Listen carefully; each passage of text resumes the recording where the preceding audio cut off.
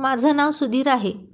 मी परदेशात शिकण्यासाठी गेलो असताना तिथं एका पार्टीत मला एक अतिशय सुंदर मुलगी भेटली. तिचं नाव तनू होतं. ती खूपच हॉट होती. उंच टाचेची सँडल, सुळसुळीत सॅटिनचा स्लीवलेस गाऊन तिने घातला होता. त्यामधून तिचे गोरे गोरे शरीर फारच आकर्षक वाटत होते आणि तिचे काळेभोर रेशमी केश तर एखाद्या नागिनीसारखे सळसळत होते. तिचे ओठ जणू गुलाबाच्या पाकळ्या होत्या आणि तिचे डोळे इतके जालिम होते की बघताच मी तिच्या प्रेमात पडलो. तिच्या नजरेच्या बाणांनी मी घायाळ झालो होतो. मी तिच्याशी बोलण्याचा प्रयत्न करू लागलो. ती खूपच बिनधास्त मुलगी होती. सगळ्या मुलांबरोबर ती मोकळेपणाने वागायची, किस करायची. तिने ड्रिंक घेतली होती आणि सगळ्यांच्या गळ्यात पडून त्यांना किस करत होती. मी तिच्याकडे अधाशी नजरेनं पाहत होतो. इंग्लंडमध्ये मुलींनी असं वागणं नॉर्मल होतं. ती तिथली संस्कृती होती. मी तिथे गेली 2 वर्षे राहत होतो, त्यामुळे मला त्यात काही गैर वाटत नव्हते. चालता चालता तिचा पाय तिच्या गाऊनमध्ये अडकला आणि ती माझ्या अंगावर कोसळली. मी तिला अलगद माझ्या मिठीत घेतले आणि तिच्या डोळ्यात हरवून गेलो. तिनेही मला घट्ट मिठी मारली होती, पण मी तिला पडू दिले नाही. काही वेळाने तिच्या मैत्रिणी आल्या आणि तिला उठून घेऊन गेल्या. ती सुद्धा नशेत काहीतरी बरळत होती आणि निघून गेली. मी माझ्या रूमवर आलो, पण तिचा चेहरा माझ्या डोळ्यासमोरून हलत नव्हता. ती अजून काही वेळ माझ्या मिठीत हवी होती असं मला वाटत होतं. आणि पुन्हा एक दिवस ती मला भेटली आणि तेव्हा ती तितकी सुंदर दिसत होती. ती एकटी होती. तिने मला ओळखलं आणि मला थँक्यू म्हटली. आम्ही दोघांनी मिळून मग कॉफी घेतली. आमच्यात लगेच मैत्री झाली. ती खूप बोल्ड होती. तिचे खूप मित्रमैत्रिणी होत्या. मलाही त्या लिस्टमध्ये स्थान मिळालं म्हणून मी खूप खुश होतो. ती माझ्याजवळ यायची, परंतु इतर मुलांसारखं तिने मला कधी किस केलं नव्हतं. मी मात्र त्याच गोष्टीची वाट पाहत होतो. एकदा तरी तिने मला किस करावा, पण मी स्वतःहून कधी तिच्याजवळ जात नव्हतो. हळूहळू आमच्या भेटीगाठी वाढत होत्या. तिला माझा स्वभाव आवडू लागला होता. मला तर ती आधीपासूनच आवडत होती. आणि मग एकदा ती मला म्हणाली, आपण कुठेतरी फिरायला जाऊया, फक्त तू आणि मी. माझा विश्वास बसत नव्हता की ती अशी माझ्याजवळ इच्छा व्यक्त करेल. आम्ही दोघे एका हिल स्टेशनला गेलो. दिवसभर फिरलो आणि अचानक पाऊस सुरू झाला. आम्ही दोघेही खूप भिजलो होतो आणि मग एका हॉटेलवर गेलो. तिने तिथे आधीच 2 रूम बुक केल्या होत्या. मग मी माझ्या रूममध्ये गेलो आणि ती तिच्या रूममध्ये गेली. मग मी माझ्यासाठी एक कॉफी ऑर्डर केली. काही वेळाने मी कपडे बदलत होतो की अचानक माझ्या रूमचा दरवाजा वाजला. मी दरवाजा नुसता ढकलला होता. कोण आहे असं म्हणालो. मला वाटलं वेटर असेल, कारण मी कॉफी ऑर्डर केली होती. पण अचानक कोणीतरी माझ्या मागून आले आणि मला घट्ट मिठी मारली. अचानक मारलेल्या मिठीने मी गोंधळून गेलो आणि पाहिलं तर ती तनू होती. मी तिला काहीतरी बोलणार इतक्यात तिने माझ्या ओठांवर ओठ टेकवले आणि तिचे पूर्ण शरीर माझ्या शरीराला चिकटले. आता माझा श्वास वाढत होता. बाहेर धोधो पाऊस कोसळत होता आणि आतमध्ये आम्ही दोघे एकमेकांवरती प्रेमाचा वर्षाव करत होतो. आम्ही दोघेही बेभान झालो होतो. तनू तर अगदी बेधुंद झाली होती. आणि मग बऱ्याच वेळाने कधी आम्हा दोघांची मिठी सैल झाली आम्हाला कळलं नाही. दोघेही आता एकमेकांच्या मिठीत गाढ झोपलेलो होतो. आणि सकाळी जेव्हा मला जाग आली तेव्हा तनूला असं माझ्या अंथरुणात पाहून खाडकन माझे डोळे उघडले. मी माझं डोकं घट्ट दाबून धरलं आणि पटकन तिच्यापासून लांब होऊन उठून उभा राहिलो. कारण माझे आधी लग्न झाले होते आणि माझी बायको 2 वर्षापासून माझी वाट पाहत होती. लग्न झालं आणि एका आठवड्यातच मला परदेशात जाण्याचा व्हिसा मिळाला होता. तेव्हा माझी बायको खूपच आजारी होती, त्यामुळे आमचा हनीमूनही झाला नव्हता. ती माझी तिकडे वाट पाहत होती आणि आज मी अशा प्रकारे तनूसोबत. काही वेळाने मग ती उठली आणि लाडीकपणे माझ्या गळ्यात येऊन पडली. मग आम्ही दोघेही घरी आलो. मला वाटलं तनू हा प्रसंग विसरून जाईल. हे सर्व एका रात्रीपुरतं होतं. पण आता तिने माझ्यासोबत लग्न करण्याचा हट्ट धरला. मी नकार देत होतो, पण माझ्या नकाराचं कारण मी तिला सांगितलं नाही. माझ्या लग्नाबद्दल मी तिला काही सांगितलं नाही. पण तिनं मात्र तिच्या घरच्यांना मी आवडतो आहे हे सांगितलं आणि तिच्या घरच्यांनी सुद्धा मला पसंत केलं. तनू खूपच हट्टी होती. एकुलती एक असल्यामुळे लाडावलेली होती आणि आमच्या दोघांचं लग्न लावून द्यायचं ठरवलं. आणि तिचे वडील म्हणाले की लग्नानंतर माझी मुंबईला एक फॅक्टरी आहे, ती तुम्ही पाहायची. मला आता चांगली संधी आली होती. तनू एकुलती एक होती, त्यामुळे सर्व प्रॉपर्टी माझीच होणार होती. आणि शिवाय तनूसारखी एक बोल्ड आणि बिनधास्त मुलगी मला मिळणार होती. शिवाय प्रॉपर्टी मिळणार होती. तसंही माझी बायको मला आवडत नव्हती. घरच्यांनी तिला पसंत केलं होतं. ती खूपच साधी वागत होती. तिच्यापेक्षा तनू कितीतरी जास्त छान होती. माझ्या लग्नाच्या आधी जर तनू मला भेटली असती तर मी तिलाच निवडलं असतं. पण आता मी माझ्या घरच्यांना काय सांगू असा मला प्रश्न पडला. पण नंतर माझं दुसरं मन मला म्हणाले की घरच्यांना काहीही सांगण्याची गरज नाही. आणि अशा प्रकारे मी तनूसोबत लग्न केले आणि मुंबईत आलो. तनूलाही माझ्या घरच्याविषयी काही इंटरेस्ट नव्हता, त्यामुळे मला ते बरंच वाटलं. तिला फक्त मी हवा होतो. आता मला माझ्या घरच्यांचे फोन येऊ लागले होते की तू घरी कधी येतो आहेस, तुझी बायको तुझी वाट पाहत आहे. मी ठरवलं की एकदा घरच्यांना भेटून आणि माझी बायको सुनीता हिला खरं काय ते सांगायचं. म्हणून मी घरी गेलो, सर्वांना भेटलो आणि रात्री झोपताना सुनीता जेव्हा माझ्या खोलीत आली तेव्हा ती खूपच बदललेली दिसली. तिने तिचं BA पूर्ण केलं होतं आणि ती मला पाहून खूप लाजत होती. माझ्याशिवाय एक एक क्षण तिने कसा तळमळत घालवला हे सांगत होती. बोलताना ती इतकी भावूक झाली होती की त्यावेळी मी तिला मिठीत घेऊन तिची इतक्या दिवसांची शारीरिक आणि मानसिक गरज पूर्ण करण्यासाठी मी तिच्याकडे गेलो. तिलाही तेच अपेक्षित होतं. पण लगेच मी मला सावरलं आणि तिला म्हणालो की तुझ्या या इच्छा मी पूर्ण करू शकत नाही. मला तू आवडत नाही आणि मी इंग्लंडला असताना लग्न केलं आहे. माझी बायको आणि मी मुंबईत राहतो. तू सुद्धा दुसरं लग्न कर आणि तुझ्या आयुष्यात पुढे जा. सुनीतावर जणू वज्राघात झाला होता. ती भरल्या डोळ्यांनी माझ्याकडे पाहत होती आणि तिने पटकन माझे पाय धरले आणि म्हणाली, तुमच्याशिवाय मी जगू शकत नाही. माझे काही चुकले आहे का? तुम्ही का दुसरं लग्न केलं? तेव्हा मी म्हणालो की आपले लग्न हे माझ्या मर्जीने झालं नव्हतं. तनू तुझ्यापेक्षा कितीतरी हुशारनी बोल्ड आहे म्हणून ती मला आवडली. माझ्या घरच्यांना काय सांगायचं ते मी सांगेन आणि तू तुझ्या घरच्यांना सांभाळ. मी तुला भरपाई म्हणून काही पैसेही द्यायला तयार आहे. यावर ती म्हणाली की मला फक्त आयुष्यभर तुमची पत्नी म्हणून जगायचं आहे. मी दुसऱ्या कुणाशी लग्न करणं शक्य नाही. मला तुमच्यासोबत घेऊन चला.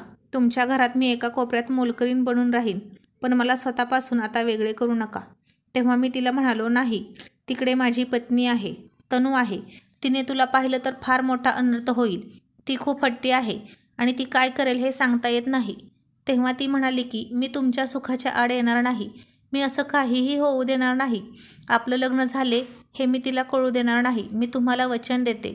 मी तुमच्याकडून कसलीही अपेक्षा करणार नाही. पत्नी असल्याचा हक्क तुमच्यावर दाखवणार नाही. फक्त अशी तुमच्या घरात पडून राहीन. मला स्वतःपासून वेगळे करू नका. ती खूपच गयावया करू लागली. खरं तर तिचा काहीच दोष नव्हता, परंतु तरीसुद्धा तिला अशी वागणूक मिळत होती. मग मी नाईलाजाने तिला होकार दिला आणि 4 दिवस राहून मी आणि सुनीता मुंबईला निघालो. मी माझ्या बायकोला मुंबईला घेऊन जात आहे हे पाहून आम्हा दोघांच्या घरच्यांना फार छान वाटत होतं. बरं झालं, सुनीताची इतक्या वर्षाची तपश्चर्या फळाला आली. आता तिचं चांगलं होईल असं सगळ्यांना वाटत होतं. जेव्हा आम्ही मुंबईला आलो तेव्हा तनू एका पार्टीला गेली होती. मुंबईत आम्हाला येऊन काहीच दिवस झाले होते. तोपर्यंत तिने खूप मोठा मित्रपरिवार येथे जमा केला होता आणि ती सारखी पार्टीला जायची. मी माझ्या कामात व्यस्त होतो. ती रात्री परत आली आणि मला पाहून माझ्या गळ्यात पडली आणि सुनीताला पाहून तिने तिला बारीक बघितलं. सुनीताचा तसा अवतार पाहून तिनं कसनुसं तोंड केलं आणि म्हणाली, ही कोण? तेव्हा मी तिला म्हणालो की आपल्या घरामध्ये एक मोलकरीण हवी होती ना, त्यासाठीच मी तिला आणलं आहे. ठीक आहे असं म्हणून ती रूममध्ये गेली. मी सुनीताला सर्व कामं समजावून दिली आणि तिला राहण्याची खोली दाखवली. दुसऱ्या दिवशीपासून सुनीता सगळी कामं मनापासून करू लागली. अगदी किचनपासून ते आमची रूम साफ करेपर्यंत सर्व व्यवस्थित करायची. तिचं काम आता तनूला आवडू लागलं होतं. सुनीता दररोज माझ्यासाठी माझ्या आवडीचे पदार्थ बनवायची. माझ्या आवडीच्या रंगाचा शर्ट रोज इस्त्री करून ठेवायची. मला यात काही आश्चर्य वाटत नव्हतं, कारण तिला माझ्या घरच्यांकडून माझी आवड निवड समजली असणार असं मला वाटत होतं. माझ्या आवडीची फुलं माझ्या बेडरूममध्ये ती ठेवायची, त्यामुळे मी खूप खुश असायचो. माझ्या आवडीनिवडी तनूने कधी जपल्या नव्हत्या किंवा मी तिच्याकडून तशी कधी अपेक्षाही केली नव्हती. एके दिवशी मी रात्री खूप दमून आलो होतो आणि सोफ्यावरच बसलो होतो. तनू जेवण करून झोपली होती. सुनीता मात्र माझ्यासाठी जेवायची थांबली होती. मला भूक नाही असे मी तिला म्हणालो. तेव्हा ती म्हणाली, ठीक आहे, आणि ती माझे पाय चेपू लागली. मी तिला म्हणालो, हे काय करते आहेस तू? हे तुझं काम नाही. तेव्हा ती म्हणाली, हेच माझं काम आहे. तुमची सेवा करणे हाच माझा धर्म आहे. तो मला करू द्या. माझा नाईलाज झाला आणि मी शांत पडून होतो. ती तिच्या हाताने माझे पाय चेपून देत होती. मला खूप बरं वाटत होतं. आयुष्यात पहिल्यांदा असं काहीतरी चांगलं वाटत होतं. रात्री केव्हा तरी सुनीता माझ्या अंगावर शॉल टाकून झोपायला निघून गेली. दुसऱ्या दिवशी उठल्यानंतर काम करता करता सुनीताला अचानक चक्कर आली. मी म्हणालो, काय झालं? तेव्हा मला कळलं की सुनीता रात्री जेवली नाही. मी म्हणालो, का? तेव्हा ती म्हणाली, तुम्ही जेवला नाही म्हणून मी नाही जेवले. मी दररोज तुम्ही जेवल्यानंतरच जेवण करत असते. यावर मला तिला काय म्हणावं हे कळेना. मग मी तिला समोर बसून नाश्ता खाऊ घातला, पण तरीसुद्धा तिनं तो मी खाल्ल्यावरच खाल्ला. काही दिवसानंतर वटपौर्णिमा आली. सुनीताने उपवास पकडला होता. तनूचा या सगळ्यांवरती विश्वास नव्हता. सुनीता माझ्यासाठी वटसावित्रीचे व्रत करत होती. तेव्हा तनू तिला म्हणाली की तू का हे व्रत करत आहेस? तुझा नवरा कुठे तुझ्यासोबत राहतो? तेव्हा सुनीता म्हणाली की बाईसाहेब, प्रेमात कुठलीही अपेक्षा ठेवायची नसते आणि मी माझ्या नवऱ्यावर कुठल्याही अपेक्षाविना प्रेम करते. सुनीताचे बोलणे ऐकून मी खूप भावूक झालो होतो आणि तिच्यात काहीतरी वेगळेपण मला जाणवत होते. तनू मात्र तिला नॉनसेन्स म्हणून निघून गेली. तनू आता रात्रभर मित्रांबरोबर बाहेर राहू लागली. मला तिला काहीच म्हणायचं नाही. शिवाय मी तिच्या वडिलांच्या उपकाराखाली दबलो होतो, त्यामुळे मी तिला बोलत नव्हतो. सुनीता माझ्या सगळी काळजी घ्यायची, त्यामुळे मला तिची विशेष गरज वाटत नव्हती. फक्त रात्री तनू बेभान होऊन माझ्यावर प्रेम करायची. ते तिच्याकडून मला पुरेसं होतं. नवरा बायकोमध्ये तितकं पुरेसं होतं का? फक्त शारीरिक गरज भागवण्यासाठी जे नातं असतं तेच खरं असतं का? माझ्या या प्रश्नांची उत्तरं अजून मला सापडली नव्हती. असेच काही दिवस निघून गेले आणि तनूने आमच्या घरी एक पार्टी ठेवली होती. तिने सर्वांना बोलावले होते आणि तिने सुनीताला तिची एक जुनी साडी दिली होती आणि म्हणाली होती की आमच्या स्टेटसला शोभेल अशीच तू साडी घालून तयार हो, नाहीतर आमची इज्जत जाईल. आणि सुनीतासुद्धा खूप छान तयार झाली होती, पण तिने तनूने दिलेली साडी न घालता आमच्या लग्नातील साडी घातली होती आणि केसात मोगऱ्याचा गजरा माळला होता. पार्टीमध्ये ती सर्वांना काय हवं नको ते पाहत होती. तनूच्या मादक सौंदर्यावर घायाळ झालेला मी, परंतु सुनीताच्या शालीन सौंदर्याकडे पाहून तिच्याकडे मनोमन आकर्षित होत होतं. माझी नजर सुनीतावरून हटत नव्हती. ती जिथे जिथे जात होती त्या दिशेने माझी नजर वळत होती आणि एके ठिकाणी तनू तिच्या मित्रांना म्हणत होती की ही आमची मोलकरीण सुनीता आमच्या घरातलं काम करते. सुनीता मात्र सर्वांना सरबत देत होती. त्यावेळी तनूच्या एका मित्राने सुनीताचा हात पकडला. सुनीता त्याला विरोध करत होती, पण तनूला मात्र काही फरक पडत नव्हता. मग मला मात्र राग आला. मी तिथे गेलो आणि त्याच्या जोरदार कानाखाली लावली. तेव्हा तनू माझ्यावर ओरडली, एका मोलकरणीसाठी तू माझ्या मित्रावर हात उचललास? 1.5 दमडीची किंमत नाही तिची. आता मला तनूचा सुद्धा खूप राग आला होता. मी सुनीताच्या हाताला पकडलं आणि तिला खोलीत घेऊन आलो. मी असं का वागलो हे मला कळत नव्हतं, परंतु सुनीताचं रक्षण करणं हे मी माझं कर्तव्य समजत होतो. माझ्यावर विश्वास ठेवून ती माझ्या प्रेमाखातर या घरात मोलकरणीसारखं राहत होती. मी मात्र तिला कसलाही पत्नीचा दर्जा दिला नव्हता. तरीही तनू माझ्यावर खूप चिडली होती. बेडरूममध्ये आल्यानंतर तिने खूप आकांत तांडव केला. बऱ्याच वस्तू तिने मला फेकून मारल्या आणि मला रूमच्या बाहेर काढलं. तनूचे हे रूप मी पहिल्यांदाच पाहत होतो, कारण पहिल्यांदाच मी तिला असा विरोध केला होता.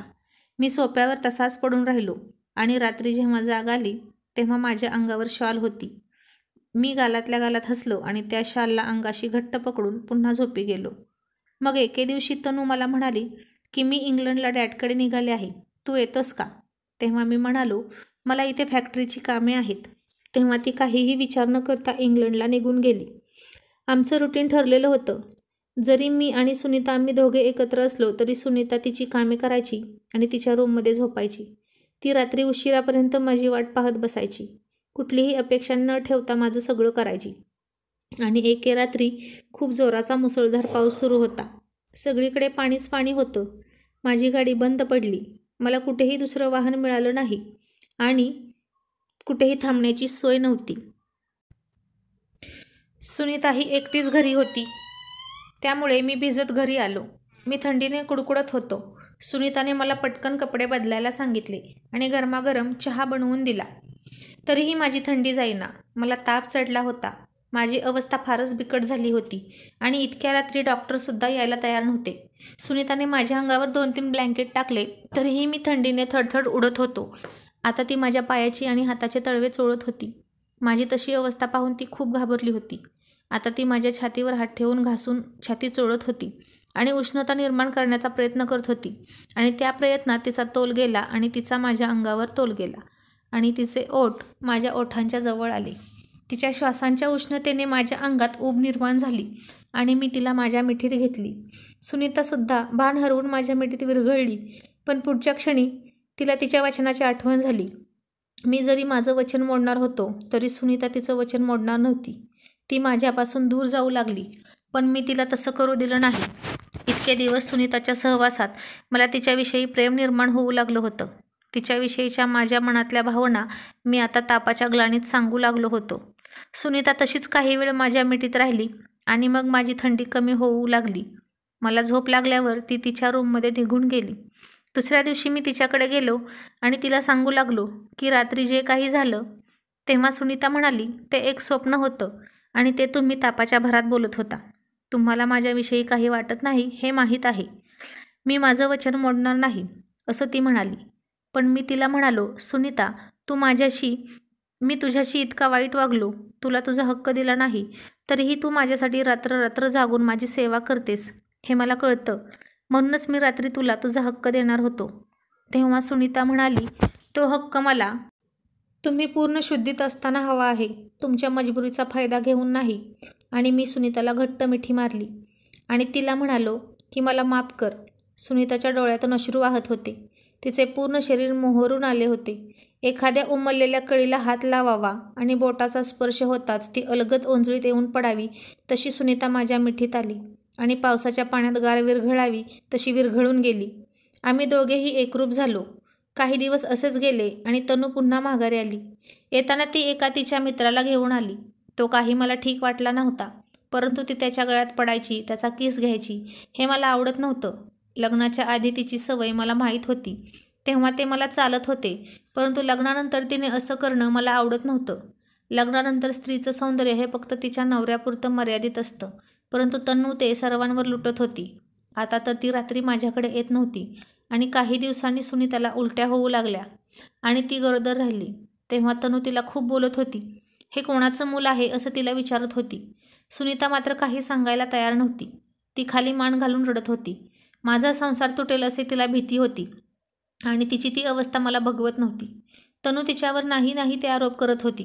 घरातले सगळे पुरुष नौकर तिने समोर उभे केले होते आणि यापैकी कोणाचंही मूल आहे असं तिला विचारत होती. तेव्हा मला तिचा प्रचंड राग आला आणि मी तनूच्या कानाखाली दिली आणि म्हणालो की हे मूल माझं आहे. ती माझ्याकडे तिरस्काराने पाहू लागली आणि म्हणाली, एका मोलकरणीसोबत तू? तेव्हा मी म्हणालो, ती मोलकरीण नाही, ती माझी पत्नी आहे आणि सर्व प्रकार मी तनूला सांगितला. तेव्हा ती म्हणाली की तू मला फसवलं आहेस आणि तिने तिच्या वडिलांना फोन केला आणि तिने माझ्याकडून घटस्फोट घेण्याचे ठरवले. मीही तिला घटस्फोट दिला.